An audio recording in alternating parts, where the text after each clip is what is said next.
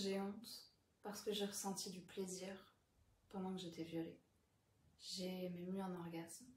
Et du coup, je me dis que je l'ai bien voulu ou que ça devait être de ma faute d'une certaine manière. Je me sens sale et j'ose pas en parler parce que personne pourrait me comprendre. C'est-à-dire que soit c'était un viol, soit j'ai pris du plaisir, mais je vois pas comment... Enfin, j'ose pas en parler. Cette phrase, ces phrases, ce témoignage, il m'a été exprimé par tellement de victimes de violences sexuelles. C'est vraiment une expérience douloureuse et paradoxale que d'être victime d'un viol et de ressentir du plaisir et de l'excitation pendant ce viol. Et pourtant, même si ça semble complètement contre-intuitif, c'est normal et physiologique. C'est-à-dire que, imaginez un instant, si je suis en train de cuisiner et que pour pas que ça brûle, j'attrape la casserole et je me brûle le bout des doigts. On est d'accord que je ne peux pas dire à mes doigts, là c'est pas trop le moment de brûler, en fait je suis un peu occupée, j'ai pas du tout envie d'avoir mal, donc arrêtez d'avoir mal mes petits doigts. Je ne consens pas à cette douleur. C'est non. Non, c'est non. On est d'accord. Je ne peux pas arrêter la douleur, je ne peux pas arrêter de ressentir la brûlure. Je ne peux pas arrêter de ressentir la brûlure parce que les terminaisons nerveuses envoient les informations sensorielles à mon cerveau, qui les interprète douleur. Mais mon cerveau ne peut pas en retour envoyer l'information non, non, non à mes terminaisons nerveuses. En fait, l'autoroute, elle va que dans un sens. Ce qui fonctionne pour la douleur fonctionne aussi pour le plaisir. Si quelqu'un me... C'est un peu comme les chatouilles. Ça fait cette sensation, même si on a vraiment envie que ça s'arrête, bah ça nous fait quand même rigoler en fait. C'est la même chose. Quand on est caressé, quand on est touché, même si on n'a pas envie d'être touché, notre corps, notre peau envoie les informations sensorielles à notre cerveau.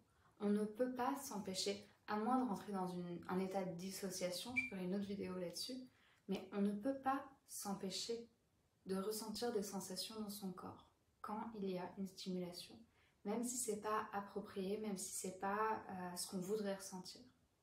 C'est juste normal et physiologique. D'ailleurs, d'autant plus si une femme mouille. Il y a certaines femmes, c'est d'ailleurs utilisé dans des tribunaux en disant, dans des procédures verbales, oui, mais elle a mouillé, c'est qu'elle devait bien le vouloir. Alors déjà, non, c'est physiologique. L'excitation, l'érection, pour l'homme comme pour la femme, c'est une réaction réflexe et physiologique, ce n'est pas un choix.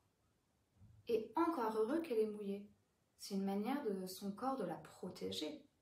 Si elle n'avait pas mouillé et qu'elle était pénétrée, sans aucune lubrification, qu'est-ce que ça aurait été encore plus douloureux? Là, son corps a réagi de la meilleure manière possible en la protégeant. Mais c'est vraiment, comme on ne connaît pas forcément toutes ces informations, ben on se sent culpabilisé. Donc il y a toute cette dimension physiologique. Et puis il y a aussi tout le côté de l'excitation. Je parlais justement avec une femme récemment qui me disait qu'elle vivait de l'inceste, petite. Et elle me disait, mais en fait, d'une certaine manière, j'aimais ça. Je me sentais validée, je me sentais aimée, je me sentais importante. Et il y a toute cette dimension-là aussi. Parce que souvent, dans les violences sexuelles, souvent quand elles sont commises sur les enfants, c'est pas vraiment violent, on attrape, on secoue. C'est violent émotionnellement. Mais souvent, l'agresseur va nous caresser, va nous dire des gentilles choses, va être gentil, tout en nous infligeant une violence. Et du coup, il y a vraiment une sensation paradoxale de sécurité. On se sent bien, mais en même temps, on se sent mal. On a l'impression d'être aimé, d'être important, mais en même temps, on se sent sale et on se sent dégoûté. Et c'est vraiment confus, tout ce qui se passe à l'intérieur. Et en plus, comme on est humain, on est sensible, on ressent les émotions des autres. Et donc, de nombreuses victimes vont ressentir par empathie l'excitation perverse de leur agresseur et l'interpréter comme la leur, alors que c'est pas la leur, c'est celle de l'agresseur.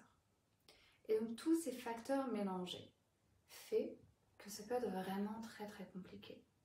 De dissocier qu'est-ce qui est à moi, est-ce que j'ai aimé ça, j'ai pas aimé ça, j'ai ressenti du plaisir, est-ce que ça veut dire que j'ai aimé ça? Non. On peut ressentir des sensations physiques de plaisir. Ça ne veut absolument pas dire qu'on a aimé ça, qu'on l'a désiré ou qu'on était consentante. D'ailleurs, tout ça, je l'explique longuement dans mon livre « L'intelligence intime ». Il y a tout un chapitre qui s'appelle « Détraumatisons-nous ». Et pour moi, c'est vraiment important de donner toutes ces clés, qu'on puisse comprendre. Parce que je pense que pour sortir de la honte, on a besoin de se comprendre soi-même. Et on a besoin que notre société, de manière plus générale, comprenne ces mécanismes-là pour ne plus rajouter de la honte aux personnes qui ont déjà vécu des violences sexuelles. Voilà. J'espère que cette vidéo a amené quelques éléments de compréhension, de soulagement peut-être, si vous avez vécu malheureusement cette expérience et qu'il y a ce bruit à l'intérieur. Sachez que vous n'êtes pas seul, que vous n'êtes pas anormal, que ça ne veut pas dire que vous êtes perverse, que ça ne veut pas dire que vous avez aimé ça, ni que vous étiez consentante.